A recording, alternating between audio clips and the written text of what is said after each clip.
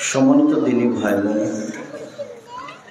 আমরা সম্ভবপর চেষ্টা করি মানুষের সামনে হুবহু কোরআন এবং সহিহ হাদিস থেকে মানুষের আমল আখলাক পরিবর্তনের জন্য গুরুত্বপূর্ণ কথাগুলি পেশ করা। যদিও অন্যান্য দিনের তুলনায় আজকে বেশি ক্লান্ত মনে হচ্ছে। আমরা গত রাত্রে খুলনা বাগের হাটে ছিলাম। আসার পরে ক্লাস শেষ করতেই আমরা অনেক ক্লান্ত হয়ে পড়ি। তারপরেও আপনাদের সাথে আমাদের ওয়াদা রয়েছে, মর্মে আমরা চলে এসেছি। আমরা সম্ভবপর আপনাদেরকে এই বিষয়ে অতীব গুরুত্বপূর্ণ কথা বলার জন্য চেষ্টা করব। আপনারা যে যেখানে আছেন আপনাদের চলাচল, কথাবার্তা, লেনদেন বন্ধ করে অতীব গুরুত্বপূর্ণ আলোচনা শোনার জন্য প্রাণপণে চেষ্টা করুন। দয়া করে এখন কোনো প্রয়োজন দেখাবেন না যে আমাকে নিতে হবে বা এ করতে হবে বা কথা বলতে হবে। এরকম কোনো প্রয়োজন দয়া করে এখন পেশ করবেন না। সম্মানিত দিনী ভাই বোন, আল্লাহকে যত বেশি ডাকবেন আল্লাহ তত বেশি খুশি হবেন, আর যত কম ডাকবেন তত বেশি অসন্তুষ্ট হবেন। মানুষের গতি আর আল্লাহর নীতি এক নয়, এটা বিপরীতমুখী। গতকালকে একটা লোকের কাছে 5,000 টাকা কর্জ নিয়েছিলেন। আজকে যদি আবার চাইতে যান যে আমাকে আরো 5,000 টাকা দেন, আমি বিপদে পড়েছি, তাহলে হয়তো উত্তরে বলবে, টাকা কি তোমার জন্য বানাই? মানে ও প্রতিদিন সহ্য করবে না। আর যদি এই কথাটা আপনি আল্লাহকে বলেন, তাহলে একবার কেন, পরের দিন কেন, যতবার বেশি বলবেন তত খুশি তিনি। আবু হুরায়রা রাদিয়াল্লাহু তাআলা আনহু বলেন, রাসূল সাল্লাল্লাহু আলাইহি ওয়াসাল্লাম বলেছেন, লাইসা শাইউন আকরামা ইনদাল্লাহি মিনাদ দুআ। আল্লাহর কাছে চাওয়া কাজটা আল্লাহর কাছে যত প্রিয়, পৃথিবীর কোন ইবাদত আল্লাহর কাছে তত প্রিয় নয়। হজও একটা বড় ইবাদত। আল্লাহ নবী বলেছেন, কারো যদি হজ কবুল হয়ে যায় তাহলে সে হয়ে গেছে সেই দিনের মতো যেদিন তার মা তাকে জন্ম দিয়েছে, নিষ্পাপ হয়ে গেছে। এটা ভালো ইবাদত। তো এই ইবাদতে অত খুশি নন, ওর কাছে চাইলে তিনি যত খুশি। আমরা জানি, একাধিক দিন শুনেছি, ইবাদতের জগতে সবচেয়ে দামি ইবাদত সিয়াম, রোজা থাকা। তো সিয়াম পালন করলে আল্লাহ অসন্তুষ্ট হন না, অত আল্লাহর কাছে চাইলে আল্লাহ যত খুশি হন। অথচ সিয়ামের, এই ছেলে আমি কথা বলছি, এখন এখানে কথা বলা বন্ধ হয় না কেন? আশ্চর্য কথা। একটু শরম বোধ হয় না? একটু লজ্জা বোধ হয় না? এখানে দাঁড়িয়ে আছেন কি করে? হয় বসেন, না হলে আমার এই পাশে এসে দাঁড়িয়ে থাকেন জায়গা না থাকলে। আমি সালাম দেওয়ার পর আপনি কোন শরমে কথা বলেন? আমি মজা করতে এসেছি এখানে, না নির্বাচন করতে এসেছি?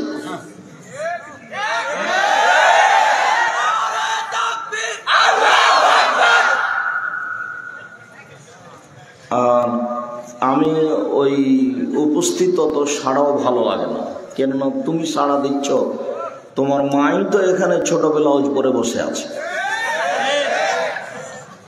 তো তুমি সাড়া দিয়ে আমাকে কি বুঝাতে চাচ্ছ? নিজেকে খুব শক্তভাবে পরিষ্কার হতে হবে। তুমি, তোমার বাপ, তোমার মা, তোমার বাপ ওই যে দোকানের সামনে টুপি মাথায় দিয়ে বসে থাকে আর ওখানে ল্যাংটা মেয়ে নাচে, প্রায় দোকানই হচ্ছে টিভি দিয়ে চলে। আমরা তো দোকানের সামনে দাঁড়াই না, তাও তো আমরা বেঁচে আছি দুনিয়াতে।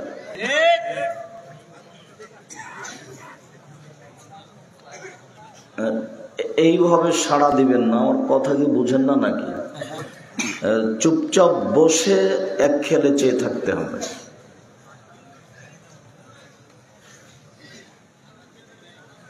ইবাদতের জগতে সবচেয়ে ভিন্ন ধরনের ব্যতিক্রম ইবাদত হলো সালাত। সালাত এমন একটা ইবাদত যার উপরে নির্ভর করে অন্যান্য ইবাদত। মানে সালাত কবুল হলে হজ কবুল হবে, সালাত কবুল না হলে হজ বাতিল হবে। সালাত কবুল হলে দান খায়রাত কবুল হবে, সালাত কবুল না হলে দান খায়রাত কবুল হবে না। সালাত কবুল হলে জিকির আজকার তাসবিহ তাহলিল কবুল হবে, যদি সালাত কবুল না হয় তাহলে জিকির আজকার কিছুই হবে না। রাসূল সাল্লাল্লাহু আলাইহি ওয়াসাল্লাম বলেন, আউয়ালু মা ইসআলু বিহিল আবদু ইয়াউমাল কিয়ামাহ সালাহ। বিচারের মাঠে মানুষকে প্রথমে জিজ্ঞাসা করা হবে সালাত, নামাজ সম্পর্কে। ফাইন সালাহাত সালাহা লাহু সাইরু আমালিহি, যদি তার সালাত কবুল হয়ে যায় তাহলে সব আমল কবুল হয়ে গেছে।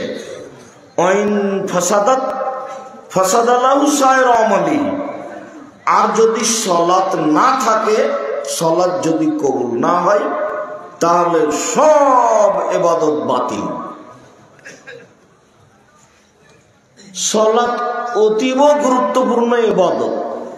এরপরেও এই কাজে আল্লাহ যত সন্তুষ্ট হন, আল্লাহর কাছে চাইলে প্রার্থনা করলে আল্লাহ তার চেয়ে বেশি সন্তুষ্ট হন। চাওয়া কাজটা তার কাছে অতীব প্রিয়, যেমন প্রশংসা কাজটা তার কাছে অতীব প্রিয়। প্রশংসা করলে খুব খুশি। বলো আলহামদুলিল্লাহ, তো আমি আকাশ জমিনের ফাঁকাটা নেকি দিয়ে পূর্ণ করে দেব। দু এক নেকি দেব না, অনেক দেব। আলহামদুলিল্লাহ বলো না কেন? আফজালু যিকরি লা ইলাহা ইল্লাল্লাহ, সবচেয়ে উত্তম জিকির হলো লা ইলাহা ইল্লাল্লাহ। ওয়া আফজালু দুআয়ে আলহামদুলিল্লাহ, আর সবচেয়ে উত্তম দোয়া হলো আলহামদুলিল্লাহ। খুব খুশি। বিচারের মাঠে নেকির পাল্লাই সবচেয়ে ভারী নেকি সুবহানাল্লাহি ওয়া বিহামদিহি সুবহানাল্লাহিল আযীম, এতে তিনি খুব খুশি। বলবেন খুব খুশি। সূরা ফাতিহা পড়বেন, তা আগে প্রশংসা করেন, তাহলে খুব খুশি। আলহামদুলিল্লাহি রাব্বিল আলামিন, সমস্ত প্রশংসা বিশ্বজগতের প্রতিপালকের জন্য প্রশংসা। আর রহমান রাহিম, তিনি হচ্ছেন পরম দাতা দয়ালু, এটা প্রশংসা। মালিক ইয়াউমিদ্দিন, তিনি হচ্ছেন বিচার দিনের মালিক, ফলাফল দিনের মালিক। ইয়াকা না'বুদু, একমাত্র তোমারই ইবাদত করি। ওয়া ইয়াকা নাস্তাইন, একমাত্র তোমার কাছে সাহায্য চাই। এসব বাক্যে তিনি খুব খুশি, প্রশংসা হলে খুব খুশি। আমাদের নবী মুহাম্মদ সাল্লাল্লাহু আলাইহি সাল্লাম বলেন, খায়রুদ দুআয়ে দুআয়ে আরাফা, সবচেয়ে উত্তম প্রার্থনা দোয়া হলো আরাফার দিনের দোয়া। খায়রু মা কুনতু আলা নবিয়্যিনা মিন ক্বাবলি, আর সবচেয়ে উত্তম দোয়া আরাফার মাঝে যেটা আমি বলেছি, সবচেয়ে উত্তম দোয়া যেটা আমার পূর্বে সকল নবী বলেছেন, সেটা হলো উত্তম প্রার্থনা, উত্তম দোয়া। সেটা কি? লা ইলাহা ইল্লাল্লাহু ওয়াহদাহু লা শারীকা লাহু লাহুল মুলকু ওয়া লাহুল হামদু ওয়া হুয়া আলা কুল্লি শাইইন কাদির। রাসূল সাল্লাল্লাহু আলাইহি সাল্লাম বলছেন, সবচেয়ে উত্তম দোয়া আরাফার মাঠের দোয়া। সবচেয়ে উত্তম দোয়া যেটা আমি বলেছি, সবচেয়ে উত্তম দোয়া যেটা আমার পূর্বে সকল নবী বলেছেন, সেইটা কি? সেটা হলো লা ইলাহা ইল্লাল্লাহু ওয়াহদাহু লা শারীকা লাহু লাহুল মুলকু ওয়া লাহুল হামদু ওয়া হুয়া আলা কুল্লি শাইইন কাদির।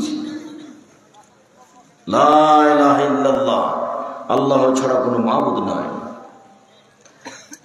ওয়াহদাহু লা শারীকা লাহু, তিনি এক, তার কোনো শরীক নাই। লাহুল মুলকু ওয়া লাহুল হামদু ওয়া হুয়া আলা কুল্লি শাইইন কাদির, প্রশংসা তার, রাজত্ব তার, একচ্ছত্র ক্ষমতা তার। এতে তিনি খুব খুশি। প্রশংসা করা হলো যে একবারে একক বলে ঘোষণা দেওয়া হলো, খুব খুশি। প্রশংসা করলে খুব খুশি, প্রশংসা করলেও খুব খুশি, আর চাইলেও খুব খুশি। তো আজকে আমাদের চাওয়া হবে প্রশংসা সহকারে। তাই তো রুকুতে গিয়ে যখন আপনি বলেন সুবহানাকা আল্লাহুম্মা রাব্বানা ওয়া বিহামদিকা আল্লাহুম্মা ইগফিরলি, তোমার প্রশংসা সহকারে তোমার পবিত্রতা বর্ণনা করছি, আমার একটা কথা শোনো, আমাকে ক্ষমা করে দাও। এই দোয়া বেশি ভালো রুকুতে সিজদায়। সুবহানাকা আল্লাহুম্মা রাব্বানা ওয়া বিহামদিকা আল্লাহুম্মা ইগফিরলি, এটা মুখস্থ নাই নাকি? তো সবাই যে সাড়া হলো না, দোকানে বসে গেলে ঢং করে না, এই ছেলে ফেজলেমি করো তুমি, দোকানের দিন আড্ডা পিটো কেন দিন রাত? তোমার তো বড় মোবাইল কেন? দিন রাত মোবাইলে তোমার ল্যাংটা মেয়ে নাচে, আর তুমি দেখে চক্ষু ঠান্ডা করো বেটা, কলিজা ঠান্ডা করো, এ দিয়ে জান্নাত কিনতে যাও। সব দোয়া এমনি ভুলে যাও। ওই ল্যাংটা মেয়ে ওই তোমাকে ধ্বংস করেছে, তোমার বাপকে ধ্বংস করেছে, তোমার মাকে ধ্বংস করেছে, তোমার বংশ ধ্বংস করেছে, তোমার জাতিকে ধ্বংস করেছে। ওই মোবাইল আজ থেকে পেশাব করে দাও, ফেলে দাও, দিয়ে পেশাব করে উঠে যাও। চাঁপাইনবাবগঞ্জে বক্তব্য দিচ্ছিলাম, তো বিবাহতে বরের সাথে মহিলারা যায়, তার নাম ডুলি বিবি।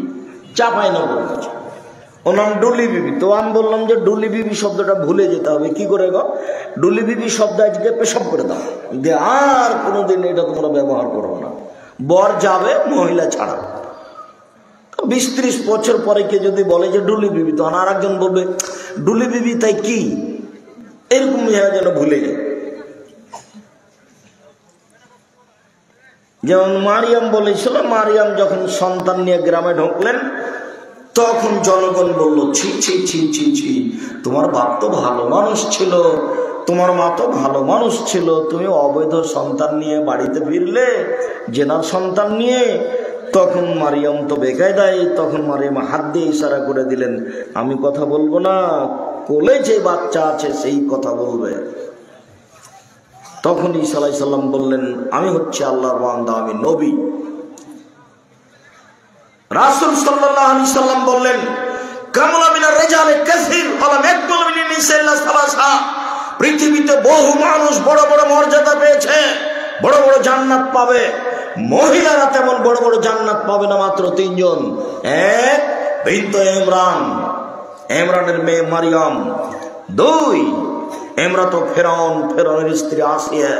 3, ফরিল আয়েশা আলা সাইরিন নিসায়ে কাবুল সারিদে আলা সাইর তমে।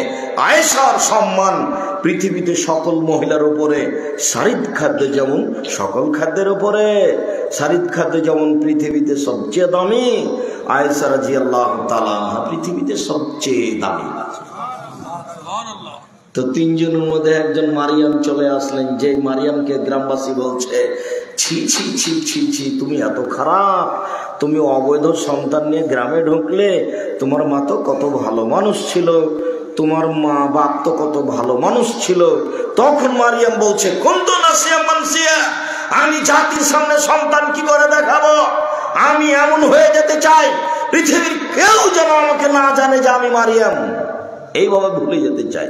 মারিয়াম তার গতিতে কথা বললেন, কিন্তু আল্লাহ মারিয়ামের মর্যাদা কত বেশি করেছেন তা মানুষ জানে না। মারিয়ামের খালু জাকারিয়া তার ঘরে যখন ঢুকলেন, দেখলেন অসময়ে ফল দেখা যাচ্ছে। শীতের দিনে রাজশাহীর ফজলি আম। কি ব্যাপার মারিয়াম, তোমার ঘরে শীতের দিনে অসময়ের ফজলি আম কেন? ওখানে কিন্তু ফজলি আম ছিল না, আপনি ফের উল্টা বুঝিয়েন। অসময়ের ফল থাকতেও পারে। তখন উনি বলছেন হাযা মিন ইনদিল্লাহ, এটা আল্লাহর পক্ষ থেকে। তার মানে মারিয়ামকে আল্লাহ সরাসরি নিজে থেকে খেতে দেন। তাহলে মারিয়াম কত দামি মানুষ। আল্লাহ মারিয়ামকে বলছেন চিন্তা করছো কেন, হুসিয়া লাইকে তুসাবাদা লাইকে রতাবান জানিয়ে খেজুর গাছে একটু এভাবে আঘাত করতে থাকো, টপ টপ টপ টপ করে তাজা খেজুর তোমার সামনে পড়বে। কত যে তার মর্যাদা আল্লাহ বেশি করে দিয়েছেন। যদিও খাদিজার সম্মান তিনজনের চেয়ে বেশি মনে হয়, এই হাদিসে আসেনি। খাদিজা রাদিয়াল্লাহু তাআলা আনহার সম্মান এই তিনজনের চেয়ে বেশি মনে হয়, যদি চত্র হাদিসে আসেনি। কেন? আল্লাহ নবী বলছেন যে আয়েশা, শোনো শোনো আয়েশা, তোমাকে জিবরাইল সালাম দিল। তখন আয়েশা বলছেন আলাইকা আলাইহিস সালাম, আপনার উপরেও সালাম, জিবরাইলের উপরেও সালাম। আপনি তো জিবরাইলকে দেখতে পান, আমি তো দেখতে পাই না। তখন এক বিছানে তিনজন, আল্লাহর নবী, জিবরাইল, আয়েশা রাদিয়াল্লাহু তাআলা, এক বিছানে, এক লেপের নিচে তিনজন। কে কে? জিবরাইল আলাইহিস সালাম, মুহাম্মদ সাল্লাল্লাহু আলাইহি সাল্লাম, আয়েশা রাদিয়াল্লাহু তাআলা। এক খাটে এক বিছানে তিনজন, কিন্তু আয়েশা রাদিয়াল্লাহু তাআলা দেখতে পান না। তাহলে আয়েশা রাদিয়াল্লাহু তাআলা অনেক দামি মানুষ, জিবরাইল এসে সালাম দেন। এবার দেখেন আবু হুরায়রা রাদিয়াল্লাহু তাআলা আনহু বলেন জিবরাইল আলাইহিস সালাম আল্লাহর নবীর কাছে এসে বলছেন, আল্লাহর নবী ওই যে ওই যে ওই যে ওই যে দেখেন খাদিজা আপনার কাছে আসছে, ওই যে তার হাতে একটা বাটি আছে তরকারির, আপনার জন্য তরকারি নিয়ে আসছে। শোনেন, যখন খাদিজা আপনার কাছে আসবে তখন আপনি বলবেন খাদিজা আল্লাহ তোমাকে সালাম দিয়েছেন,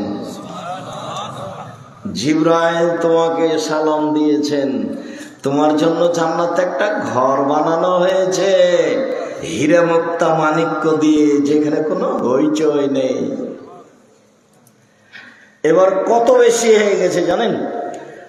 সালাম জিবরাইল দিলেন, তো জিবরাইল আয়েশা রাদিয়াল্লাহু তাআলা আনহাকে সালাম দিয়েছিলেন। তখন জিবরাইল বলেননি যে আয়েশাকে বলে দেন যে আয়েশা তোমার জন্য একটা হীরা মুক্তা মাণিক্য দিয়ে জান্নাতে ঘর বানানো হয়েছে, যেখানে কোনো হইচই নেই। এই কথা জিবরাইল আয়েশা রাদিয়াল্লাহু তাআলা আনহার ব্যাপারে বলেননি। তবে খাদিজার ব্যাপারে বললেন যে আপনি খাদিজাকে সালাম দেন আর বলেন যে খাদিজা তোমার জন্য জান্নাতে একটা ঘর বানানো হয়েছে হীরা মুক্তা মাণিক্য দিয়ে, যেখানে কোনো হইচই নেই। এক। দুই, খাদিজাকে বলেন যে আল্লাহ আপনাকে সালাম দিয়েছে। তখন আল্লাহ রাসূল বলেননি আয়েশাকে যে আয়েশা আল্লাহ তোমাকে সালাম দিয়েছে। আয়েশার সময়তে আল্লাহর পক্ষ থেকেও সালাম নেই, আর আয়েশার সময়তে জান্নাতে ঘর বানানোর কথা নেই। এখন বুঝতে পারলেন কি না আমি যে কি বুঝলাম? মনে হচ্ছে, বোঝা যাচ্ছে যে পৃথিবীর সব মহিলার চেয়ে খাদিজার মান ভিন্ন হতে পারে, হবে বলে হাদিসের পরিভাষা। এদেশে একটা বই পাওয়া যায়, বইয়ের নাম আদর্শ নারী। মনে করিয়েন না যে আদর্শ নারী না কিনে আব্দুর রাজ্জাক সাহেবকে ঠকিয়ে দিচ্ছি, এটা মনে করিয়েন না। এটা মনে করবেন যে বইটা না কিনে আমি ঠকে গেছি, এটা মনে করিয়েন। জাতির যদি রাস্তাঘাট করে দিতে না পারি, জাতির যদি স্কুল কলেজ করে দিতে না পারি, জাতিকে চূড়ান্ত সঠিক ধর্ম দিতে পারবো ইনশাআল্লাহ। ধর্মের ব্যাপারে জাতিকে ফাঁকি দিয়ে পরকাল হারাতে রাজি নই। মনে বড় স্বাদ, এদেশের মাটিতে উন্নত মানের প্রতিষ্ঠান গড়বই গড়ব ইনশাআল্লাহ। সেটাই জামিয়া সালাফিয়া, যেখানে ছেলে মেয়ে বাংলা, ইংরেজি, আরবি উন্নত মানের শিক্ষা অর্জন করে জাতির অন্যায়ের বিরুদ্ধে লড়বে। মুখে কলমে মিডিয়াই, মুখ দিন রাত বলছি, কলম এসব বই পুস্তক, মিডিয়া যেসব মিডিয়া দেখছেন আমাদের সাথে আছে, সারা পৃথিবীর পুরুষ নারী অনলাইনে যারা আমাদের সাথে এই মুহূর্তে আছেন, সমস্ত দিনী ভাই বোনকে বলছি, দিনী ভাই বোন, আমার একটা দাবির কথা মনে রাখবেন। আমার মনে বড় সাধ, এদেশের মাটিতে আমি উন্নত মানের প্রতিষ্ঠান গড়বই গড়ব ইনশাআল্লাহ। সেটাই জামিয়া সালাফিয়া। আমি তার জন্য অর্থের দাবি জানাইনি, তার জন্য দাবি জানিয়েছি, দোয়া করতে হবে, আল্লাহ তুমি জামিয়া সালাফিয়াকে কবুল করো। অর্থের কথা বললে তখন একটু হতাশা হতাশা ভাব লাগবে। মাসে 26 লক্ষ টাকা বেতন লাগে, তাহলে তো আল্লাহ সমাদে এত টাকা, আমিও চিন্তা করি এটা হয় কি করে, আল্লাহ দেন। তো ওই চিন্তা করে হবে না, আগে দোয়া করি, তারপর দেখা যাক কি হয়। আর বাড়ি ঘর তো নির্মাণ আছে, আপনি হয়তো জাননি, আপনার বাড়ির পাশ থেকে আমি আসলাম, এই যে ডাঙ্গিপাড়া এখানে আছে, কত দূর হতে পারে এখানে অনুমান? গেছেন কোনোদিন? সম্মেলনও জাননি। আপনি আমাকে কি দেখাতে চান? আব্দুর রাজ্জাক সাহেব আদর্শ নারী বই না কিনে আপনাকে ঠকিয়ে দিয়েছি। আব্দুর রাজ্জাক সাহেব জামিয়া সালাফিয়া ডাঙ্গিপাড়া সম্মেলনে না গিয়ে আপনাকে ঠকিয়ে দিয়েছি। জামিয়া সালাফিয়া ডাঙ্গিপাড়া পাওয়ার রাজশাহী প্রায় 25 বিঘা জমির উপর অবস্থান করে, মেয়েদের অংশ ছাড়াই। একটা মসজিদ 2 তলা কমপ্লিট হয়ে গেছে 90% জমির উপরে, যার একতলাতে 3000 মানুষ সালাত আদায় করতে পারে। কই আপনার সাধ্য আমি বুঝলাম না। দান পরে, আমি দানের কথা বলেছি, আপনার টাকা না হলে জামিয়া সালাফিয়া করবে, গড়বেই গড়বে ইনশাল্লাহ। তাকে ঠেকানোর ক্ষমতা মানুষের হাতে নেই। তবে আমি এই কথা বলি যে আপনার দান ছাড়া জামিয়া সালাফিয়া হয়ে যাক, এটা আমি চাই না। কেন? পতিতালয়ের মহিলা যদি কুকুরকে পানি পান করে জান্নাত পেতে পারে, তাহলে জামিয়া সালাফিয়া 10টা টাকা দান করলে আমি জান্নাত পাবো ইনশাআল্লাহ। কেন? জামিয়া সালাফিয়া এমন একটা প্রতিষ্ঠান যেখানে কোনো শিরক হয় না, যেখানে কোনো বেদাত হয় না, যেখানে কোনো দলীয় দাপট থাকে না। কেউ কোনো দল সংগঠন করতে পাবে না, ছাত্র হোক শিক্ষক হোক, সব একবারে দল সংগঠন মুক্ত থাকতে হবে। কেউ কারোর বিরুদ্ধে কথা বলতে পারবে না, বিরুদ্ধে কথা বলার কোনো সুযোগ নেই, মন্তব্যের কোনো সুযোগ নেই, মন্তব্য চলে না। সম্মানিত দিনী ভাই বোন, বলছিলাম আরো এখানে একটা বাক্য থেকে গেল। জামিয়া সালাফিয়া রূপগঞ্জ নারায়ণগঞ্জ ঢাকার জন্য একটা জায়গা বরাদ্দ করা হয়েছে মসজিদের জন্য 200 শতক। মসজিদের জমি কতখানি? 200 শতক জমি রেডি, অস্থায়ী মসজিদ রেডি। স্থায়ী মসজিদের কাজ শুরু হচ্ছে, যারা একতলাতে 10,000 মানুষ একসাথে সালাত আদায় করতে পারবে। প্রায় 50 বিঘা জমির উপরে এই প্রতিষ্ঠান, প্রায় 50 বিঘা। মাঝে মধ্যে দেখতে যাওয়ার সাথ করবেন। আমি তো ঘন ঘনই যাই, প্রতি বৃহস্পতিবার শুক্রবারে যাই। আপনি কেন যান না? যাবেন এক একবার। আমি কেন যাই? আমার ঠেকা বাঁধেছে? আমার ঠেকা বাঁধেনি, আমি আপনার জন্য যাই। সম্মানিত দিনী ভাই বোন, বিশেষ প্রার্থনা। মহান আল্লাহ বলেন, উদুনি আস্তাজিব লাকুম, পৃথিবীর মানুষ তোমরা প্রার্থনা করো, আমি তোমাদের প্রার্থনা কবুল করব। পৃথিবীর মানুষ তোমরা আমাকে ডাকো, আমি তোমাদের ডাকে সাড়া দিব।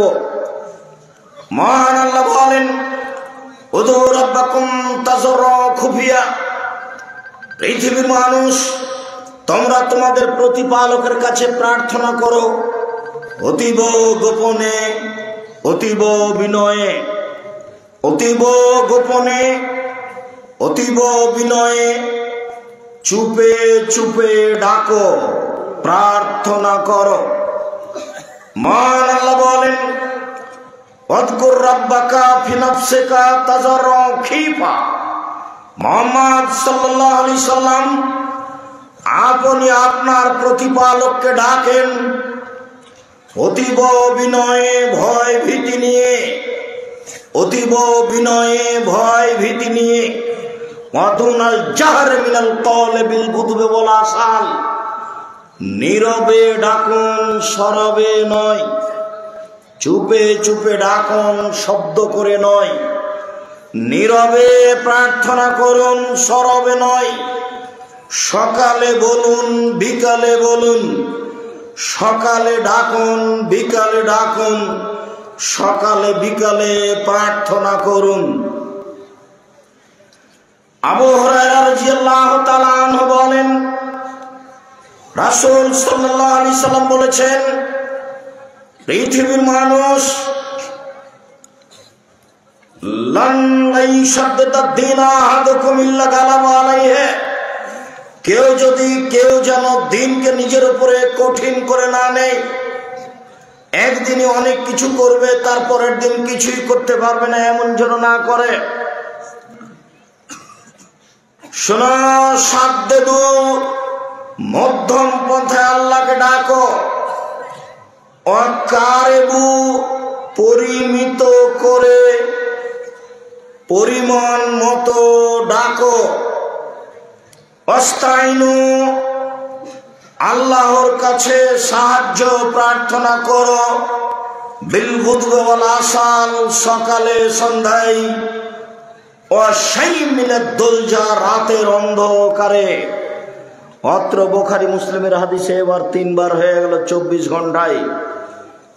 1 সকালে, 2 বিকালে, 3 রাতের অন্ধকারে। অবিলাসারে হুম ইস্তাগফিরুন, পৃথিবীতে লক্ষ কোটি মানুষ যারা চলে গেছে আজও আছে, তারা রাতের শেষ অংশে ক্ষমা প্রার্থনা করে। আল্লাহ, রাতের শেষ অংশে সাহারির সময় তোমার কাছে ভিক্ষা চাচ্ছি, ক্ষমা, তুমি ক্ষমা ভিক্ষা দাও। অত্র আয়াতে প্রমাণ হয় লক্ষ কোটি পুরুষ নারী শেষ রাতে প্রার্থনা করে। অত্র বুখারী মুসলিমের হাদিসে প্রমাণ হয় সকালে ডাকো বিকালে ডাকো, রাতের অন্ধকারে ডাকো। শেষ রাতে ডাকো, রাতের অন্ধকারে ডাকো। জাবের রাদিয়াল্লাহু তাআলা আনহু বলেন, রাসূল সাল্লাল্লাহু আলাইহি ওয়াসাল্লাম বলেছেন,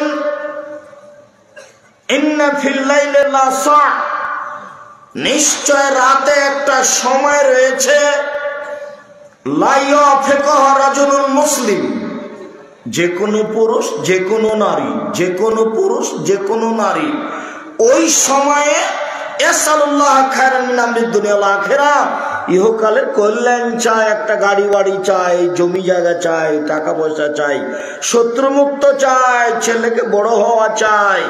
ওই সময়ে পুরুষ নারী যা চায় ইহকাল ও পরকালে, ইল্লা তাহু, আল্লাহ সেটা দেনি, দিবেনি। যা দিলাম।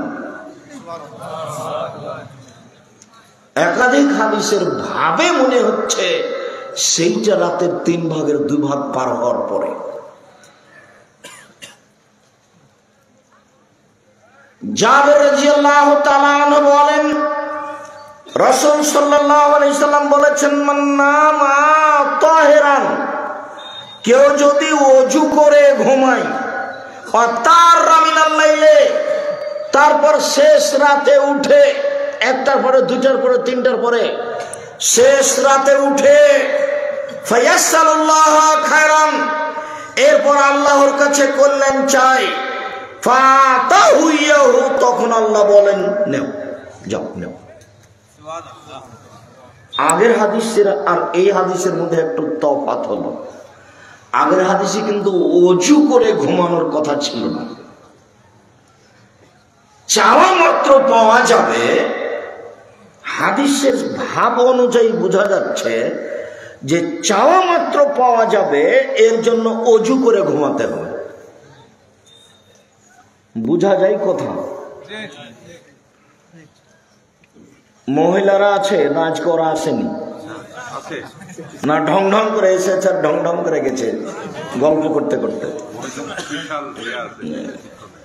বুবু গল্প করতে করতে এসেছে আর গল্প করতে করতে গেছে, ফ্যাশন বোরকা পরে এসেছে। আপনার লজ্জাবোধ হয় না? আপনাকে আমি অনেক ভালোবাসি, আপনি আমার দিনী বোধ। আপনি আব্দুর রাজ্জাক সাহেবকে ভালোবাসেন, তাই আপনি বক্তব্য শুনতে এসেছেন, কিন্তু আপনি এইভাবে আসলেন কেন আর এইভাবে চলে গেলেন কেন? দেবর ভাসুরের সাথে ভ্যানে চড়ে চাপাচাপি হয়ে আসলেন কেন? দেবরের মোটর সাইকেল আসলেন কেন?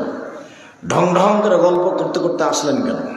ঢং ঢং করে গল্প করতে করতে যাবেন কেন? এই কোন স্বভাব? এগুলো কোন অভ্যাস? এসব নোংরা স্বভাব কেন? ফ্যাশন বোরকা পরে আছেন কেন? এই মেয়ে, এই বোরকা পরে তুমি কি বুঝাতে চাচ্ছ? বোরকা পরে ঢিলা ঢালা, 2 দিন বাঁচতে এসেছো, ঢং করতে এসেছো। কালকে ছিল 20 বছর বয়স, আজ হয়েছে 40। দেখতে দেখতে আসছে, তারও নেই, দেখতে দেখতে নেই। এসব দুনিয়ার 5 পয়সা দাম দিতে হবে না। ফেরাউন ডুবে গেছে ক্ষমতা দেখিয়ে। কেউ ক্ষমতাও দেখাবেন না, আর আপনি রূপ চেহারা দেখাবেন না। রূপ চেহারা দেখিয়ে জাতির ক্ষতি করে, হাজারো লাখো কোটি মানুষকে পাপী করে আপনি কিভাবে জান্নাতের কামনা করেন? রাসূল সাল্লাল্লাহু আলাইহি ওয়াসাল্লাম বলেন, 3 শ্রেণীর মানুষ জান্নাতে যাবে না। 1, মদমেনুল খামর, যারা নিয়মিত বিড়ি, তামাক, জর্দা, সিগারেট, গুল, নেশাদার দ্রব্য খায়, পান করে, তারা জান্নাতে যাবে না। আজ থেকে চারঘাট থানায় আর কোন দোকানে বিড়ি, তামাক, জর্দা বিক্রি হবে না। মালিককে ফেরত দিতে হবে। বিড়ি, তামাক, জর্দা, সিগারেট খেয়ে, বিক্রি করে, অযথা হারাম পয়সা ইনকাম করে বাঁচার কোনো প্রয়োজন নেই। এই বেঁচে কোনো লাভ নেই, ভুল হিসাব। আমি যা বলছি আপনার কল্যাণের জন্য বলছি, আমার কথা ফেরত নেওয়ার কোনো সুযোগ নেই। তবে আমি মানুষ, জাতির যদি রাস্তাঘাট করে দিতে না পারি, জাতির যদি স্কুল কলেজ করে দিতে না পারি, জাতিকে চূড়ান্ত সঠিক ধর্ম দিতে পারবো ইনশাআল্লাহ। জাতির শিক্ষা প্রতিষ্ঠান করতে পারি না মানে, উত্তরবঙ্গের সবচেয়ে বড় প্রতিষ্ঠান জামিয়া সালাফিয়া ডাঙ্গিপাড়া, 25 বিঘা জমির উপরে 2000 ছাত্র, প্রায় সবাই আবাসী। 950 মেয়ে, সবাই আবাসী, প্রায় সবাই। ওটা তো আমার গতিটাই বলছি। 4000 ছেলে মেয়ে পড়াশোনা করে। জামিয়া সালাফে ডাঙ্গিপাড়া পাওয়া রাজশাহী, জামিয়া সালাফে রূপগঞ্জ নারায়ণগঞ্জ ঢাকা, জামিয়া সালাফে 6 মাইল বাবুগঞ্জ বরিশাল, জামিয়া সালাফে তেঘরা বিরল দিনাজপুর। এসব প্রতিষ্ঠান চলছে, চলমান। আরো সময়ের গতিতে আল্লাহ ভালো জানেন ইনশাআল্লাহ। সম্মানিত দিনী ভাই বোন, 3 শ্রেণীর মানুষ জান্নাতে যাবে না। 1 শ্রেণীর মানুষ যারা বিড়ি, তামাক, জর্দা, সিগারেট, গুল, নেশাদার দ্রব্য খায়, পান করে। আত্মার বিরুদ্ধে লড়তে হবে, এটাই সবচেয়ে বড় জিহাদ। যুদ্ধের মাঠে প্রতিপক্ষকে পরাজয় করে, হত্যা করে মেরে ফেলেছি। আমি বড় মুজাহিদ নই, তবে আমি মুজাহিদ। আমি সবচেয়ে বড় মুজাহিদ নই, তবে আমি মুজাহিদ, জিহাদকারী। জিহাদকারী সবচেয়ে বড় মুজাহিদ হচ্ছে ওই মাইজাহিদ, আফজালুল মুজাহিদ মাইজাহিদ নাফসাহু। ওই সবচেয়ে বড় মুজাহিদ যে আত্মার বিরুদ্ধে জিহাদ করতে পারে। আব্দুল রাজ্জাক সাহেব বললেন, বড় মোবাইলে পেশাব করে দাও, কিন্তু চিন্তা ভাবনা করে বললাম, আর কোনোদিন এই মোবাইলে ল্যাংটা মেয়ে দেখবো না, আর আমি কারোর সাথে গল্প করব না। খুব পরিকল্পনা গেলাম। রাত্রে যখন শুইতে যাচ্ছি, ঘরে কেউ নেই, কাল লাইটটা অফ করে দিয়ে শুইতে গেছি, আবার হাত কান ধীরে চলে গেল। এর নাম শয়তান। এখন নিজেকে টিকে রাখেন দেখি, এর নাম জিহাদ। আজ থেকে আর সিগারেট মুখে দিব না, দেখি পারা যায় কিনা। এর নাম জিহাদ। এর নাম মনের বিরুদ্ধে চলা। মন বড় শয়তান। আল্লাহ বলছেন, ইন্না নাফসা আমারতুবিসসুই, নিশ্চয় মন, আত্মা মানুষকে পাপের আদেশ করে। মন বড় খারাপ। আকল, বিবেক আপনার পক্ষে, আর মন আপনার বিপক্ষে। বিষয়টি অতীব জটিল। রাসূল সাল্লাল্লাহু আলাইহি সাল্লাম বলেন, হজবাতিন নার বিশাওয়াত হজবাতিল জান্নাত বিল মাকারে। মনের ইচ্ছা দ্বারা, প্রবৃত্তি দ্বারা জাহান্নাম ঘেরা আছে। ত্যাগ, তিতিক্ষা, নিয়ম নীতি, কষ্ট, ক্লেশ দ্বারা জান্নাত ঘেরা আছে। জান্নাত পাওয়া টপ ব্যাপার, জাহান্নাম পাওয়া সহজ। মন মতো চললেই জাহান্নাম পাওয়া যায়, প্রবৃত্তি অনুযায়ী চললেই জাহান্নাম পাওয়া যায়। প্রবৃত্তি অনুযায়ী চলে কে? দাড়ি চাঁচে যে, দাড়ি চেঁচে বেটি ছেলে সাজতে চায়। দাড়ি নাই কার? মহিলা মানুষ। আপনি দাড়ি থাকবে পুরুষ, আপনি এটা বুঝাবে পুরুষ। দাড়ি থাকলে পুরুষত্ব ক্ষমতা বেড়ে যায়। স্ত্রী খুশি হয়। শুনুন, দোকানে বসে আড্ডা পিটে যে মন মতো চলে সে, মন মতো চলে যে জাহান্নামে যাবে সে। দোকানে বসে বাড়িতে ল্যাংটা মেয়ে দেখে যে মন মতো চলে সে, মন মতো চলে যে জাহান্নামে যাবে সে। সুদ ঘুষ খায় যে মন মতো চলে সে, মন মতো চলে যে জাহান্নামে যাবে সে। টাকনোর নিচে প্যান্ট পরে যে মন মতো চলে সে, মন মতো চলে যে জাহান্নামে যাবে সে। নগ্ন পোশাক পরে যে সব মহিলারা মন মতো চলে তারা, মন মতো চলে যারা জাহান্নামে যাবে তারা। ফ্যাশন বোরকা পরে ঢং দেখিয়ে চলে যারা মন মতো চলে তারা, মন মতো চলে যারা জাহান্নামে যাবে তারা। শুনুন, রাসূল সাল্লাল্লাহু আলাইহি সাল্লাম বলেন, হযরতের নার বিশাহাওয়াত মনের ইচ্ছে দ্বারা জাহান্নাম ঘেরা আছে। মন মতো চলাই বিনিময় হলো জাহান্নাম। মনের বিরোধিতা করতে পারে যে সেই হলো সবচেয়ে বড় মুজাহিদ। মনের বিরোধিতা করতে পারে যে সেই হলো সবচেয়ে বড় মুজাহিদ। আজ থেকে আর আমি বিড়ি সিগারেট পান করব না, খাবো না। কেন? আমি পশু প্রাণী নই, আমি কথা বুঝি। বুঝেও বুঝে না ওরা অন্তর আছে, বুঝে না। দেখেও দেখে না ওরা চক্ষু আছে, দেখে না। শুনেও শোনে না ওরা কান আছে, শোনে না। উলাইকা কালানাম, তারা পশু প্রাণীর মতো, তারা গরু ছাগলের মতো, তারা কুকুর শ্রীগালের মতো, বালহুম আযাল, বরং তার চেয়ে খারাপ। বুঝেও বুঝা না যে সে তো পশু প্রাণীর মতো, গরু ছাগলের মতো। বুঝলাম যে বিড়ি সিগারেট জর্দার খাবো না, এরপরে একটু পরে আবার খাচ্ছি, তাহলে বুঝেও বুঝিনি আমি কি তাহলে গরু ছাগল? গরু ছাগল বুঝে না। কতদিন আপনাকে আমি এই কথা বললাম, আমার নিজের কথা বলছি। আমার আব্বা কৃষক মানুষ, জমি চাষ করার পরে গরু ছেড়ে দিলে আমরা মাঠে গরু নিয়ে চড়াতাম। যখন গরু ধানের ক্ষেতের দিকে যেত তখন বলতাম থেমে গেছে, একটু পরে আবার যাচ্ছে। তার মানে বুঝেও বুঝেনি, তাই তো ও গরু।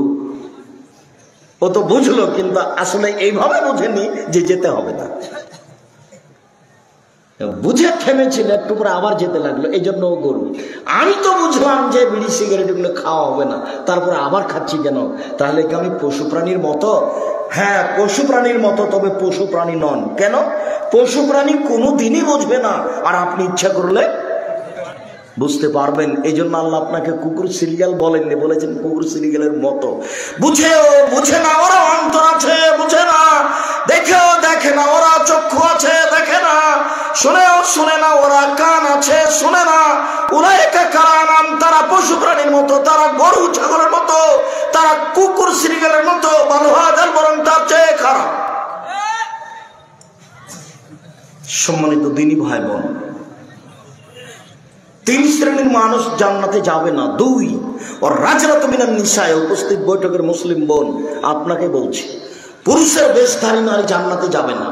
যারা পুরুষের জুতা স্যান্ডেল পরে, যারা পুরুষের শার্ট প্যান্ট পরে, যারা পুরুষের পোশাক পরে, তারা জান্নাতে যাবে না। 3, অদাইস আল্লাযী ইউকিরু ফাইলাল খাবাসা, যে তার বাড়িতে বেহায়ার সুযোগ দিয়েছে সে দাইস জান্নাতে যাবে না। 3 শ্রেণীর মানুষ জান্নাতে যাবে না। 1, যারা নেশাদার দ্রব্য খায় পান করে। 2, যারা পুরুষের বেশধারী নারী। 3, যারা দায়ুস, চিল্লে দিতে চলে গেছে 3 মাসের মেয়ে, ঠিকই রাজশাহী বিশ্ববিদ্যালয়ে ঘুরে বেড়ায়। এ নাকি পরহেজগার মানুষ, তাহাজ্জুদ পড়ে। তাহাজ্জুদ তুলে রাখতে হবে। 3 শ্রেণীর মানুষ জান্নাতে যাবে না। উপস্থিত বৈঠকের মুসলিম বোন, এই মেঘ কথা বলছো কেন? তোমাকে তো বলছি, চুপ থাকো। কি ঢং পেয়েছ? কতবার বলেছি যে আপনার উপর দিয়ে যদি আর একটা মহিলা গায়ের উপর দিয়ে চড়ে চলে যেত, আপনি মুখ খুলবেন না, মুখখান বন্ধ করে রাখেন। আপনি গল্প করছেন কেন? এটা আপনার লজ্জাবোধ হয় না? শরম বোধ হয় না? মুখ বন্ধ করে রাখেন। আপনি জানেন যে আব্দুর রাজ্জাক বিন ইউসুফ এসেছে, হয় আমাকে মুখ বন্ধ করে থাকতে হবে, নাহলে কেটে পড়তে হবে। যতই সমস্যা ঘটুক, কেউ যদি গায়ের উপরে পা দিয়ে চলে যায়, তবু আপনি মুখ খুলবেন না। কিছুক্ষণের জন্য আপনাকে আমি মুখ বন্ধ করতে রেখেছি, বলেছি, অনুরোধ করেছি, আপনি কথা মূল্যায়ন করার চেষ্টা করুন। আপনার জন্য আমি এসেছি, আপনার কিছু না কিছু আমি উপকার করবই করবো ইনশাআল্লাহ।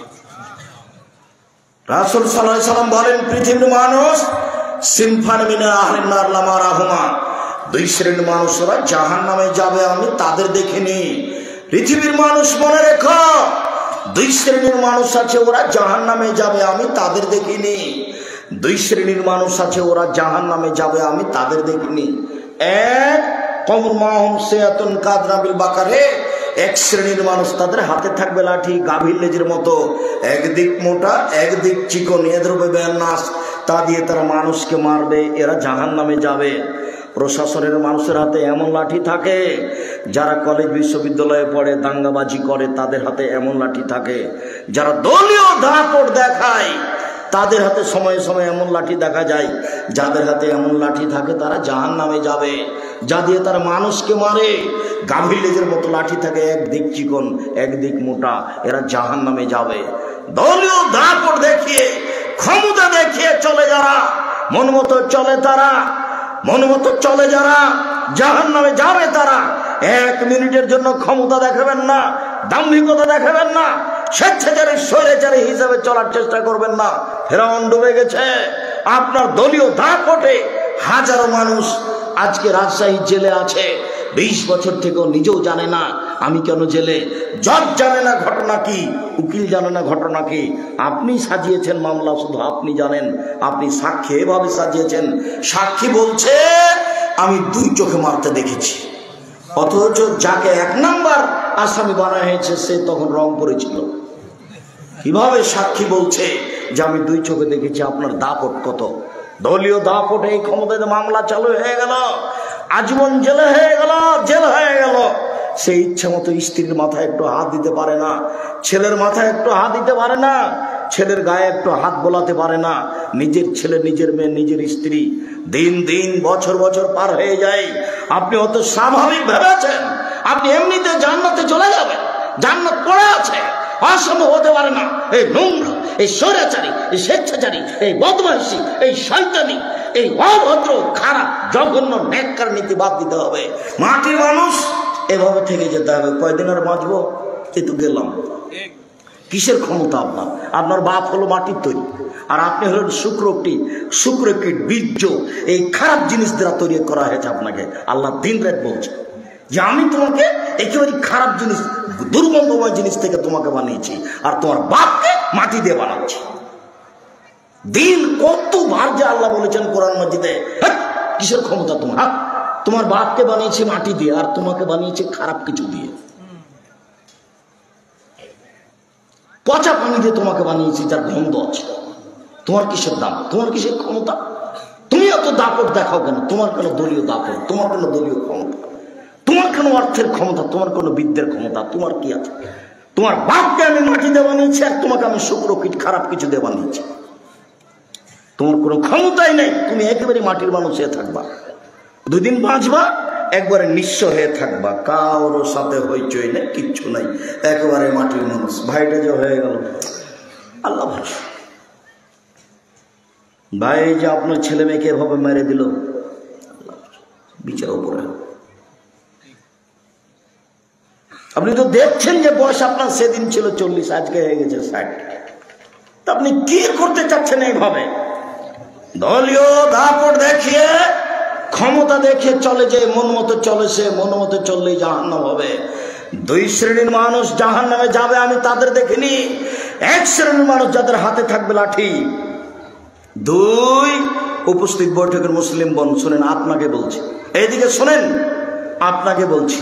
2 নিসাউন, মহিলা, কাছে এতন, কাপড় পরে থাকে, আর এতন উলঙ্গ, মমিলাতুন, পুরুষকে নিজের দিকে আকৃষ্ট করে, মায়লাতুন, তারা নিজেরা আকৃষ্ট হয়, লাইট খোলা জান্নাত, এরা জান্নাতে যাবে না।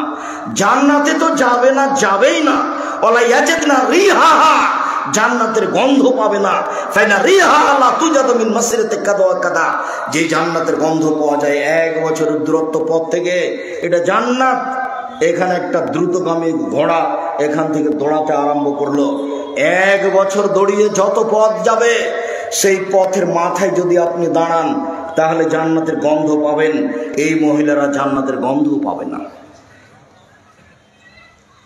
আপনাকে বাজার যাওয়া লাগে কেন? আপনি কি করে রাজশাহী শহরে কাপড় কিনতে চলে গেলেন? আপনার স্বামী মরে গেছে, ছেলে কি মারা গেছে, দেবর নেই, ভাসুর নেই, বাপ নেই, চাচা নেই, বেটা নেই, আত্মীয় স্বজন নেই, কোন শরমে আপনি বাজার যান? আপনার একটু লজ্জা হয় না কেন? আস্কারা মাস্কারা লাগিয়ে পুরুষের ধাক্কা খান আর সারাদিন বাজারে বাজারে ঘুরেন। কই, আমরা তো একদিনও যাই না, তো আছি তো পৃথিবীতে বেঁচে, কোনো দিন নয়।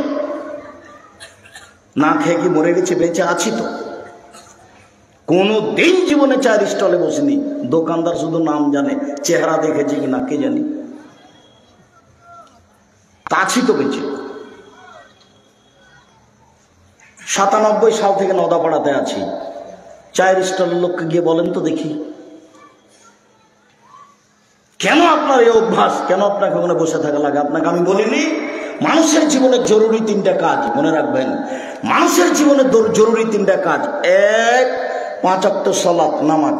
পৃথিবীতে এর চেয়ে জরুরি কাজ মানুষের জীবনে নেই। 2, হালাল রুজি। 3, কোরআন তেলাওয়াত। 4, দুইজন যেখানে বসে আছে সেখানে না বসা। সবচেয়ে জরুরি কাজ এই 4টা। দুইজন যেখানে বসে আছে সেখানে যাবেন না। কেন? দুইজনের মধ্যে গল্প হয়তো এমন চলছে যে ওই লোকটা খারাপ, তখন আপনি গিয়ে বলছেন ঠিকই বলেছিস, আসলেই খারাপ। দেখো, জান্নাত জান দেখি, যা নেকি করেছেন, হজ টজ দান খায়রাত সব গেছে, ও তো আর সামলাতে পারবে না, ও তো আর একজনের বদনাম। যা করেছেন সব বিচারের মাঠে নেকিটা ওকে দিয়ে জাহান্নামে যেতে হবে। ওটা মানুষের মান সম্মানের হানি হয়েছে। ফেসবুকে লিখে দিতে পারলেই হয়। এই চ্যানেলে যেগুলো 2-1টা কথা লেখা, আমি তো কোনোদিন দেখিও না, আমি বুঝিও না। আমার মোবাইল রিং হলে আমি অন করতে পারি, আমি তো আপনার নাম্বারটাও সেভ করতে পারিনি। কেউ যখন একটু কিছু বলে তখন আমি বুঝতে পারি যে কে কি বলছে। তাছাড়া ও দিন রাত আমার বিরুদ্ধে বলুক না কেন, আমি কিছুই জানি না। আমি কোনোদিন কাউকে হিসাবও করি না। ও যদি সারা জীবন আমাকে গালি দেয় তা আমি তার নামটা নিয়ে কিছু বলবো, এটা আমি প্রয়োজন মনে করি না, আমি প্রয়োজনই মনে করি না। ও যদি বলতে বলতে বলতে বলতে আমাকে ধুয়ে ছেড়ে দেয়, দিয়ে বলে দেয় যে চাঁপাইনবাবগঞ্জের একটা আস্ত মূর্খ মানুষ, এই যদি বলে, তবু আমি আর আমার গায়ে একটু রাগ ধরে না। গায়ে একটুকু রক্ত রাখিনি, সব পুজ রেখে দিই যেন প্রতিক্রিয়া না করে। মানে হিসাবই করি না, আমি ধর্তব্য রাখি না তাকে, তার নামটা না আমি প্রয়োজনে মনে করি না, এমনি বেঁচে আছে অটোমেটিক, এমনিতেই। না দলীয় ক্ষমতা আছে, না বংশীয় ক্ষমতা আছে, না আর্থিক ক্ষমতা আছে, অর্থ নেই, টাকা পয়সা নেই, নিঃস্ব মানুষ এমনি আছে। কোটি কোটি টাকা খরচ আমার হাতে, আমি একেবারে নিঃস্ব মানুষ, কোন ক্ষমতা নাই, ক্ষমতা দিয়ে কিছু করতে আমি রাজি নই। খুব যখন চাপ দিয়ে মেয়েগুলো বলে, বিমানবালা মেয়েগুলো বলে যে মাস্ক পরেন, পাস করেন, এখনই পরেন, তখন আমি বলি, দেখো মাস্ক পরে আমি ভাগ্য বাড়াতে রাজি নই। তখন বলে স্যার নীতি আমাদের বিমানের নীতি খুব বলে, তো তারপর চাপ দিয়ে ওই মাস্কটা আমরা হাতে দিয়ে রাখে।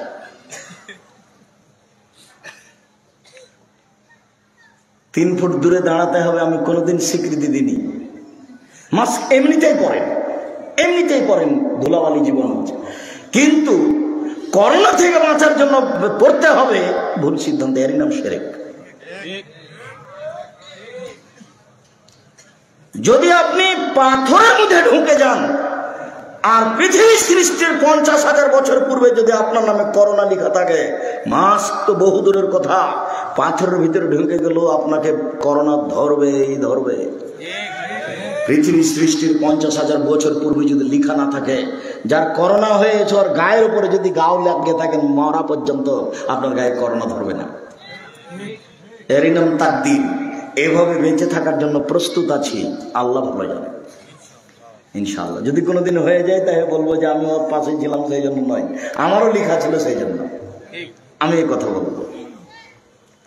আর যখন 2020 সালে এগুলো দেখা দিয়েছিল, তখন আমি বলেছিলাম কেউ মারা গেলে জানাজা আমি গোসল দিতে আমি প্রস্তুত, আর যাকে করোনা হয়েছে তার সাথে আমি খেতে প্রস্তুত, একসাথে এক প্লেটে।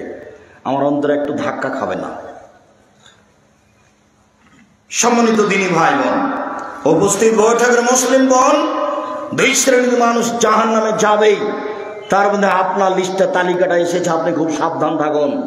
নিজের রূপ চেহারা দেখে জাতির ক্ষতি করে নিজেকে শিক্ষিত মনে করিয়েন না, জান্নাত কেনার চেষ্টা করিয়েন না। মহিলা মানুষ ঘরে থাকেন, লুকিয়ে থাকেন, দাম বাড়বে, মান সম্মান আল্লাহ বাড়াবে। আর আপনি কাপুরুষ, যার কারণে আপনার স্ত্রী মাঠে নেমেছে, আল্লাহকে ডাকুন। রাসূল সাল্লাল্লাহু আলাইহি সাল্লাম বললেন, সকালে ডাকো, বিকালে ডাকো, রাতের অন্ধকারে ডাকো। আবু হুরায়রা রাদিয়াল্লাহু তাআলা আনহু বলেন, রাসূল সাল্লাল্লাহু আলাইহি সাল্লাম বলেছেন, ইনজালা রাব্বুনা তাআলা ইলা সামাই দুনিয়া হিনা ইয়াবকা সুলসুলাইল আখিরা। পৃথিবীর মানুষ মনে রেখো, রাতের 3 ভাগের 2 ভাগ পার হয়ে গেলে আল্লাহ তাআলা সপ্তম আকাশ থেকে প্রথম আকাশে নেমে আসেন।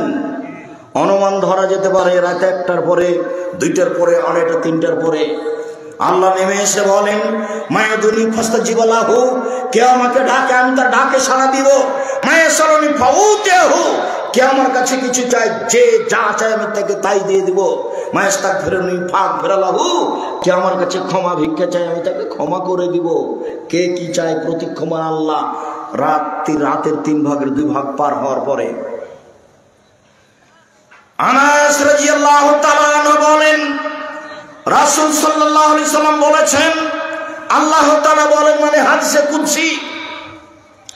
আনাস রাদিয়াল্লাহু তাআলা আনহু বলেন, রাসূল সাল্লাল্লাহু আলাইহি সাল্লাম বলেছেন, আল্লাহ তাআলা বলেন, মানে হাদিসে কুদসি। আল্লাহ তাআলা বলেন, ইবনা আদম, আদমের ছেলে মেয়ে শোনো, মাতাওতানি ওরে যাওতানি, তুমি যেভাবে ডাকো আমি সেভাবে থাকি। আদমের ছেলে মেয়ে শোনো, তুমি যেভাবে ডাকো আমি সেভাবে থাকি। তুমি যেভাবে আশা পোষণ করো আমি সেভাবে পূর্ণ করে থাকি। তুমি যেভাবে আশা পোষণ করো সেভাবে আমি পূর্ণ করে থাকি। গাফারতু লাকা আলা মাকারা মিনকা ওয়ালা উবালি, আমি তোমাকে ক্ষমা করে দিলাম, আমি পরোয়া করি না তুমি কত বড় পাপী, আমি পরোয়া করি না তুমি কত বড় পাপী, আমি পরোয়া করি না তুমি কত বড় পাপী। তুমি যেভাবে ডাকো আমি সেভাবে থাকি। তুমি যেভাবে আশা পোষণ করো আমি সেভাবে পূর্ণ করে থাকি। আদম সন্তান, লা বালাগাত যুনুবুকানার সময় তোমার পাপ বেশি হতে হতে হতে যদি আকাশে লেগে যায়, আদমের ছেলে মেয়ে শোনো, তোমার পাপ আর পাপে আকাশ জমিন পরিপূর্ণ হয়ে গেছে। ফাস্তাগফিরতানি, তুমি আমার কাছে ক্ষমা চাও। গাফারতু লাকা, আমি তোমাকে ক্ষমা করে দিব। ওয়ালা উবালি, আমি পরোয়া করি না তুমি কত বড় পাপী, আমি পরোয়া করি না তুমি কত বড় পাপী, আমি পরোয়া করি না তুমি কত বড় পাপী। তুমি যেভাবে ডাকো আমি সেভাবে থাকি।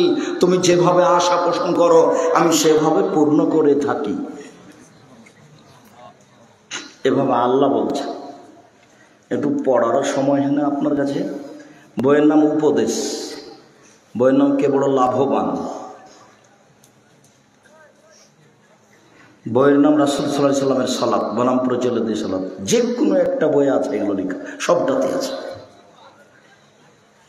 সালাতের উপরে বইটা অনেকদিন পরে হলো আপনার জন্য লিখেছিলাম। বই খুললেই মাঝে মধ্যে এসব হাদিস পাওয়া যাবে। নফল সালাতের মধ্যে এসব হাদিস পাওয়া যাবে। রাতে আল্লাহকে ডাকার ব্যাপারে হাদিস পাওয়া যাবে। রাতের 3 ভাগের 2 ভাগ পার হয়ে যাওয়ার পরে আল্লাহর কাছে প্রার্থনা করতে হবে। হাত তুলে প্রার্থনা করুন। হাত তুলে দোয়া করা চলবে না সবাই মিলে। তাই সালাতের পরে, জানাজার পরে, সভা সমিতির পরে ঈদের বসো। তুমি আমার চেয়ে ক্লান্ত হয়ে গেছো বাচ্চা ছেলে। আমি তো খুলনা বাগেরহাট থেকে এসেছি, এসে ক্লাস করেছি সম্পূর্ণ। ক্লাসের পরে গোসল করে সালাত আদায় করে আমি একটু জরুরি কাজে শহরে গেছি। শহর থেকে ঘুরে এসে আমি আপনার এখানে আসছি, এসে কথা বলছি। তা আপনি বেশি ক্লান্ত কি? আপনি আমাকে প্রয়োজন দেখাতে চাচ্ছেন? দোকানে বসে একটু চা খেতে হবে সেই জন্য আপনি চা খেয়েছেন, আজকে এটা অপরাধ। আজকে আপনাকে চা খেতে হবে কেন? আজকে মিষ্টি কিনতে হবে কেন? আজকে জিলাপি কিনতে হবে কেন? এটা খারাপ স্বভাব। এই স্বভাব হলো খারাপ, এর নাম খারাপ স্বভাব। এর নাম হলো চাঁপাইনবাবগঞ্জের ভাষাতে আর স্বভাবই খারাপ। কেন এটা প্রয়োজন? কেন প্রয়োজন? এরই নাম হচ্ছে মন মতো চলা। আজকে মিষ্টি নিতে হবে কেন, আজকে জিলাপি কিনতে হবে কেন, আজকে দোকানে বসে আড্ডা ফিরতে হবে কেন? চারটা জিনিস মনে রাখিয়েন। 1, 5 ওয়াক্ত সালাত, 2, হালাল রুজি, 3, কোরআন তেলাওয়াত। কোরআন তেলাওয়াতের পরে নিচে নামতে নামতে কত দূর গেছি? সূরা ইখলাস। কিছুই যদি না পারি 1 মিনিটে 3 বার, একবার কোরআন মাজিদ পড়ার সময় নেকি হয়ে যাবে। নেকি আপনি লুটে নেন না, আল্লাহর রহমতের অভাব নাই। আপনার ব্যাগ বোকচা সব নেকিতে ভর্তি করে নেন, আল্লাহর রহমতের অভাব নাই। আপনি মনে করিয়েন না যে ইখলাস 1 মিনিটে আমি 3 বার পড়ে দেবো, তাতে একবার কোরআন মাজিদ পড়ার সময় নেকি হবে 30 পারা। আপনার সাহসী হবে না, কেমনে পড়বো? 1 মাস লাগবে, বছর লাগবে। 1,99,999 জন মানুষ একবার পড়ে না বছরে।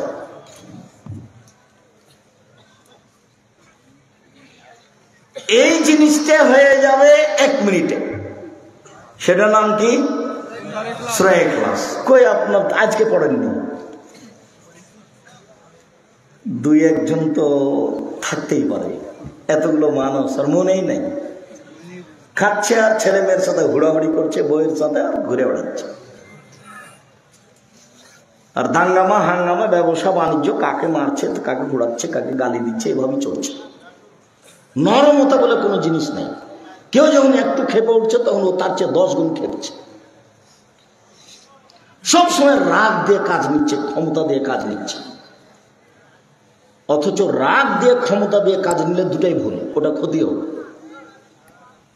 নাহলে পাপী হয়ে যাবেন, পরকাল হারাবে, পরিবেশ নষ্ট হবে। সম্মানিত দিনী ভাই বোন, আরো দু একটি এখানে জরুরি কথা। অন্তত 2 রাকাত সালাত আদায় করুন রাতে, অন্তত। সময় নির্ধারণ করে দিচ্ছি, রাসূল সাল্লাল্লাহু আলাইহি ওয়াসাল্লাম যেভাবে বলেছেন।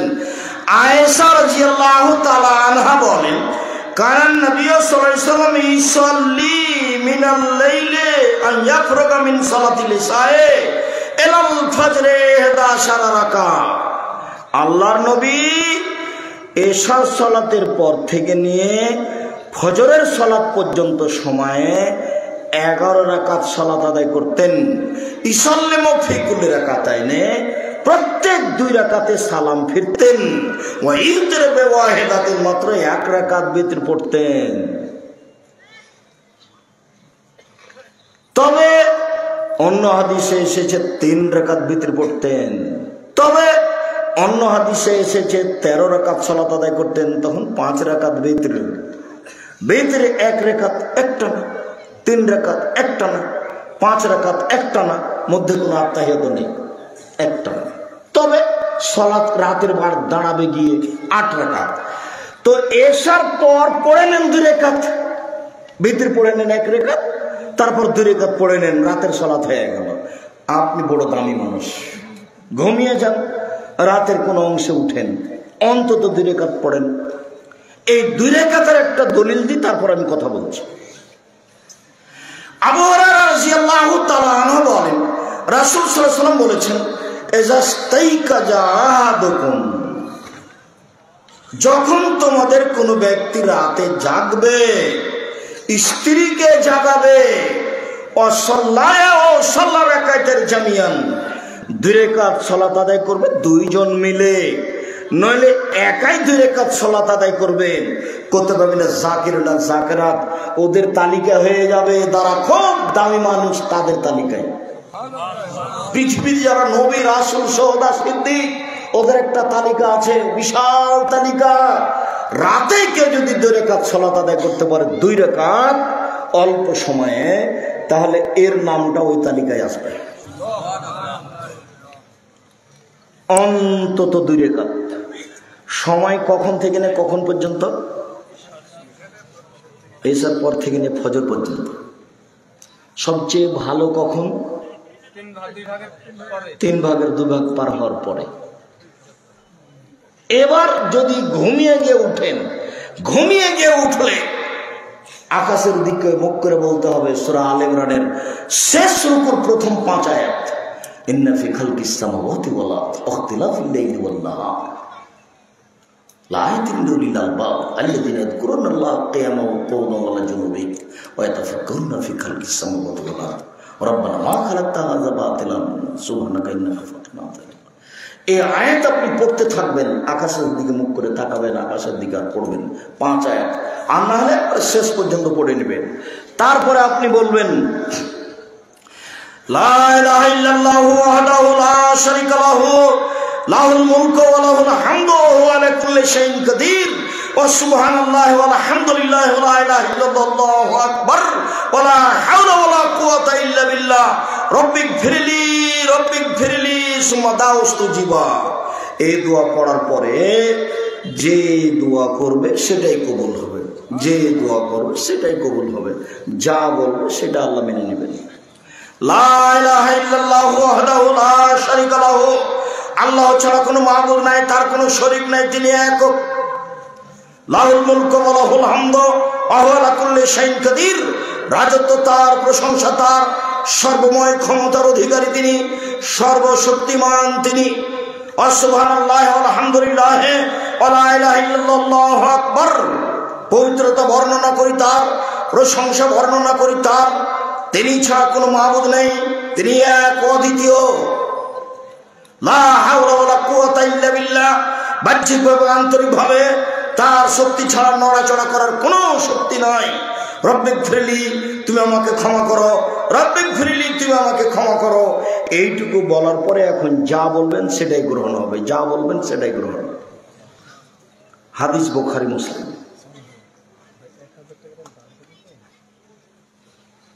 এছাড়াও লম্বা দোয়া আছে, ওটা যদি পড়তে পারেন ভালো।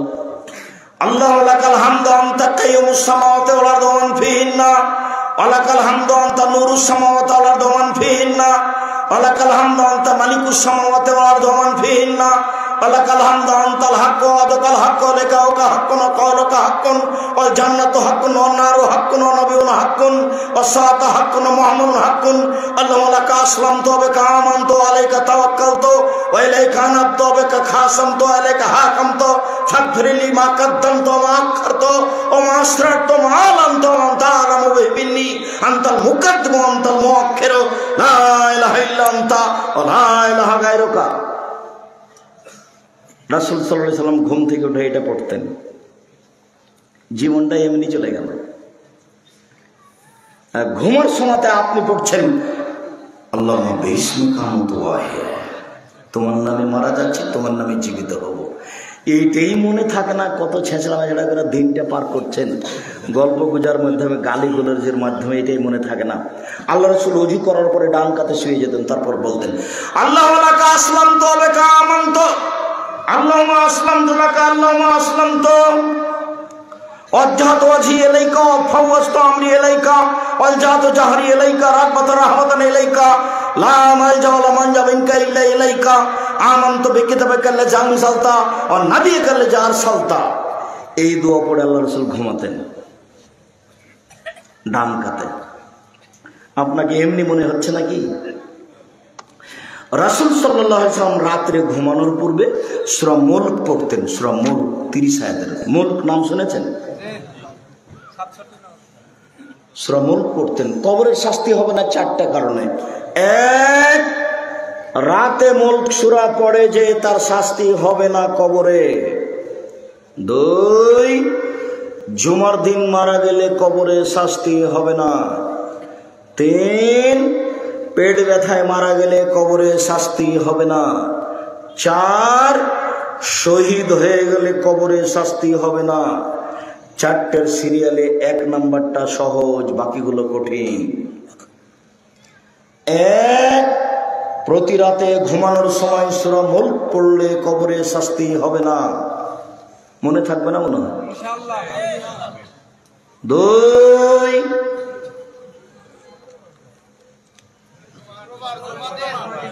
জুমার দিন মারা গেলে কবরে শাস্তি হবে না। জাযাকাল্লাহ খাইর, বারাকাল্লাহ। 3, পেট ব্যথায় মারা গেলে কবরের শাস্তি হবে না। 4, শহীদ হয়ে গেলে কবরের শাস্তি হবে না। বারাকাল্লাহ, জাযাকাল্লাহ খাইর।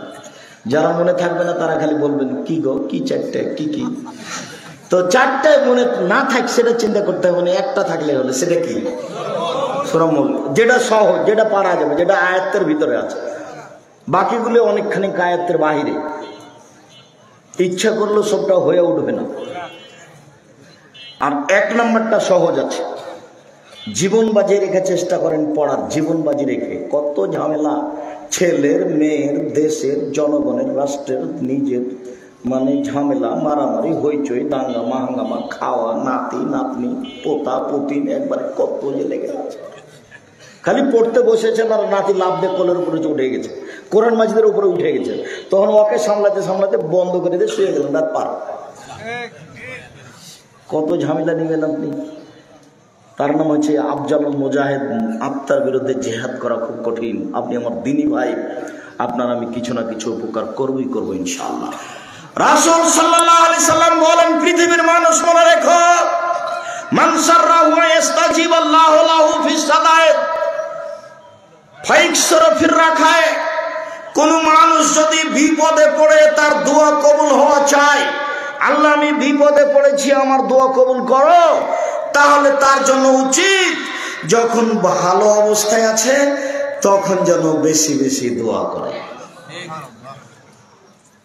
বুঝা গেল না কথা? খুব বিপদে পড়েছি তখন যেটা বলছি সেটাই শোনো, যেটা বলছি সেটাই শোনো। এরকম করতে হলে কি করতে হবে? ভালো অবস্থায় দোয়া করতে হবে।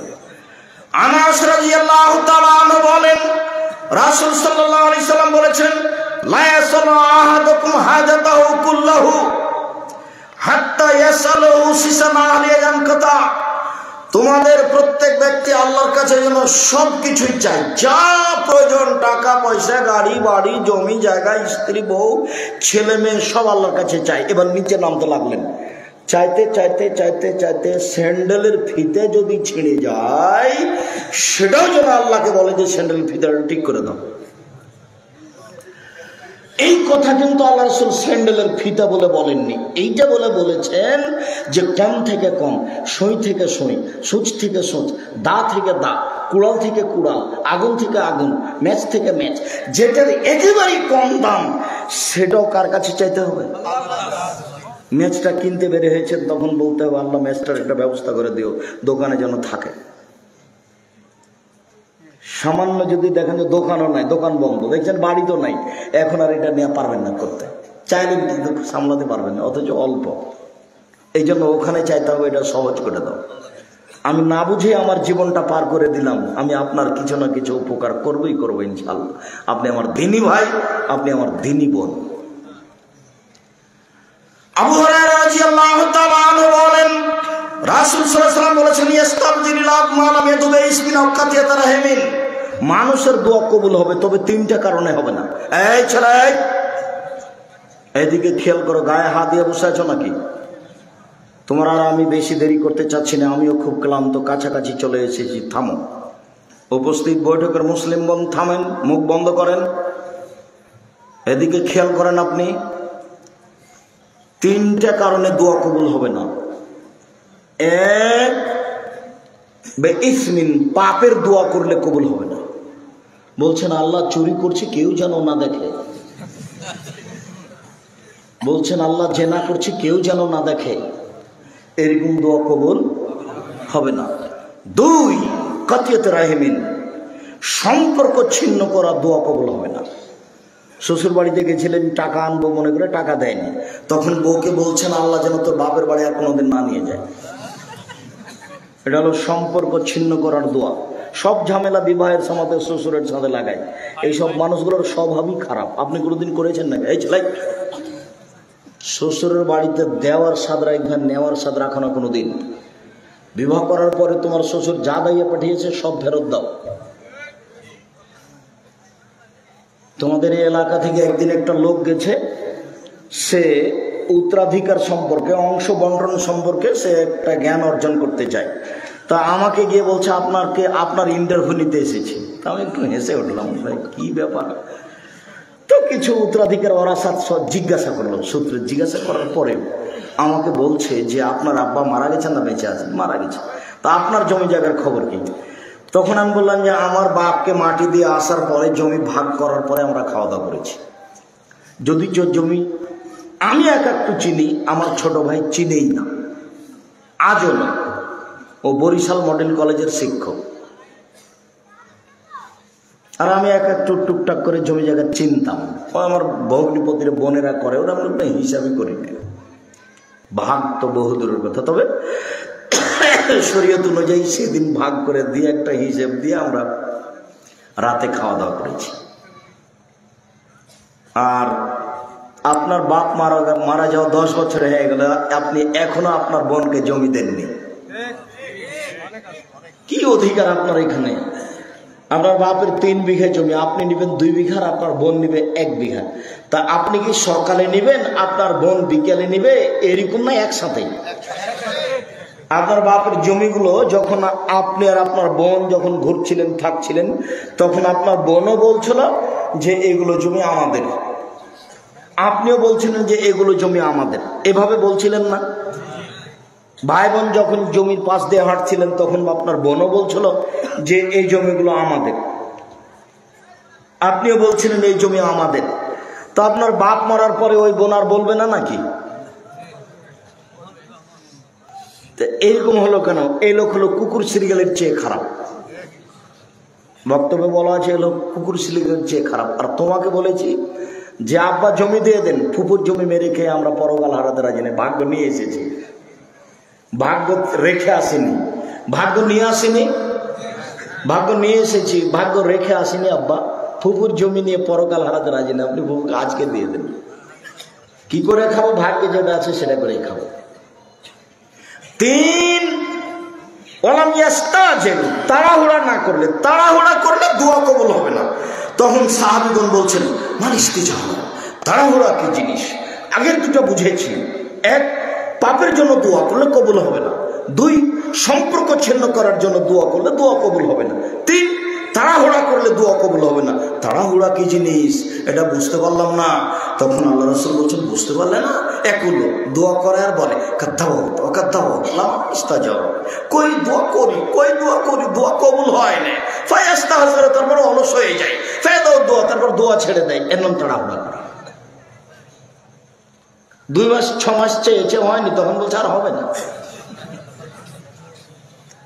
রাসূল সাল্লাল্লাহু আলাইহি সাল্লাম সালাতে সিজদায় গেছিলেন, তখন আবু জাহালের পক্ষ থেকে রাসূলের উপরে উটের ভুঁড়ি চাপিয়ে দেওয়া হয়েছিল। ফাতেমা রাদিয়াল্লাহু তাআলা দৌড়িয়ে এসে ভুঁড়িটা উঠিয়ে সরিয়ে দিলেন। আল্লাহ রাসূল উঠে বদদোয়া করলেন, আল্লাহ উতবা, শাইবা, খালিদ বিন ওয়ালিদ, ওয়ালিদ বিন মুগীরা, উমাইয়া, এদেরকে তুমি ধ্বংস করো। আল্লাহ রাসূল বদদোয়া করলেন। এই বদদোয়া কবুল হলো 12 বছর পরে। রাসূলের দোয়া কতদিন পরে কবুল হলো? 12 বছর পরে। ঈসা আলাইহিস সালাম হারিয়ে গেলেন। ইয়াকুব আলাইহিস সালাম ছেলের জন্য দোয়া করতে লাগলেন। দোয়া করতে করতে করতে চোখের পানি বের হতে হতে চোখ অন্ধ হয়ে গেল, আর দেখতে পায় না। 25 বছর পরে আল্লাহ ছেলে ফেরত দিলেন। ছেলেই পাল্টা বললেন, আব্বা আম্মা চলে আসতে হবে মিশরে, আর ইসরায়েলে থাকতে হবে না, এখানে চলে আসতে হবে। ফিলিস্তিনে থাকতে হবে না, এখানে চলে আসতে হবে। দোয়া কবুল হলো 25 বছর পরে। তাড়াহুড়া করবেন না, দোয়া আপনি করতেই থাকেন, করতেই থাকেন। সম্মানিত দিনী ভাই বোন, আলোচনার শেষে এসে বলছি, অন্তত আজকের জন্য রাসূল সাল্লাল্লাহু আলাইহি সাল্লাম বলছেন, দাওয়াতুল লিআখিহি বিজাহিল গায়ব মুস্তাজাবাতুন। কেউ যদি কারোর জন্য দোয়া করে তাহলে এই দোয়া কবুল হবেই। কেউ যদি কারোর জন্য দোয়া করে তাহলে এই দোয়া কবুল হবেই। বাপ মায়ের দোয়া কবুল হবেই, মাজলুমের দোয়া কবুল হবেই। যে জেলে আছো মাজলুম, আপনি আমার জন্য দোয়া করছেন, এই দোয়া কবুল হবে। কেন? আপনার মাথার পাশে একজন ফেরেশতা আছেন। যতবার আপনি বলছেন আল্লাহ তুমি আব্দুর রাজ্জাক সাহেবকে হেফাজতে রাখিও, ততবার ফেরেশতা বলছেন আমিন, আর বলছেন অলাকা বিমিসলিন, তুমি তার জন্য যা বললে তোমার জন্য তাই, তুমি তার জন্য যা বললে তোমার জন্য তাই। আমি আপনার জন্য দোয়া করলাম, তখন ফেরেশতা আপনার জন্য দোয়া করলেন, আমার জন্য দোয়া করলেন। বুঝা যায়নি কথা? আমি আপনার জন্য দোয়া করলাম, তখন ফেরেশতা আমার জন্য দোয়া করছেন। কিন্তু আমি দল করি যে যার জন্য মনে হয় ওর জন্য দোয়া করবো, ওরও বিপদে পড়লে ঠিক আছে, ঠিক ঠিক। এই জন্য আমি অনুরোধ করেছি, নিজে উপার্জন করেন হালাল রুজি, কে কি করছে এটা দেখতে চায় না, সাথ দিতে হবে। একটা সিগারেটের জন্য সারাদিন এভাবে নেচে বেড়ালেন, এটা হলো? আর একজনের ব্যাগ বহন করলে সারাদিন আহাল পরিবার বাদ দিয়ে, ছেলে মেয়ে বাদ দিয়ে, আমি 1 মিনিটের জন্য এটা করতে পারবো না, করিনি কোনোদিন, এটা করতে পারবো না। রুজি উপার্জন করব ব্যবসা করে। কিভাবে ব্যবসা করে? 25 বছর পরে কোটি কোটি টাকার মালিক হব। আর এখন শুরু করব কি দিয়ে? চকলেট, কলা। তাহলে কি হবে না? ঋণ নিতে হবে না। ঋণ নিয়ে ব্যবসা করলে আর জান্নাত হবে না। জানাজাই হবে না তো জান্নাত বল করে দেবো। জান্নাত হবে না, জানাজা হবে না, সব বাতিল। ব্যাংকে চাকরি করে, সরকার লোন দিয়েছে, বাড়ি একটা বানিয়েছে 5 তলা, কত যে খুশি, বউ খুশি, বেটা খুশি। মেয়ে বিবাহ দেওয়ার জন্য প্রস্তুত, একটুকু বুঝলো না যে আর জানাজাই বাতিল, জানাজাই হবে। জীবনের লোন নিয়ে কিছু করিয়েন না, বাড়ি জমি জায়গা কিছু করিয়েন না। ব্যবসা বাণিজ্য অল্প পয়সাতে ব্যবসা করেন, দিন রাত দোয়া করেন, ব্যবসা করে উসমান রাদিয়াল্লাহু তাআলার মতো ধনী হব ইনশাআল্লাহ। নিজের উপকার করব, জাতির উপকার করব, এই চেষ্টা করেন। আর দিন রাত আল্লাহর কাছে প্রার্থনা করেন। সম্মানিত দিনী ভাই বোন, আমি আপনাদেরকে বিশেষ প্রার্থনার উপরে সংক্ষিপ্ত আলোচনা করে পরকালমুখী হওয়ার জন্য অনুরোধ জানাচ্ছি। ছেলে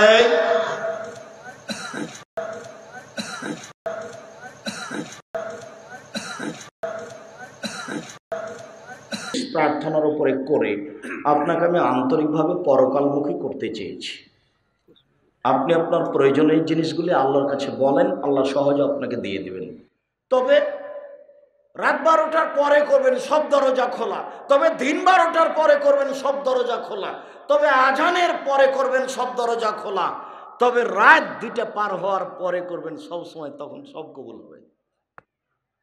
এই সময়গুলি খুব গুরুত্বপূর্ণ সময়। দেওয়া আছে আইনে রাসূল সাল্লাল্লাহু আলাইহি ওয়াসাল্লাম 2 অধ্যায় বইয়ে।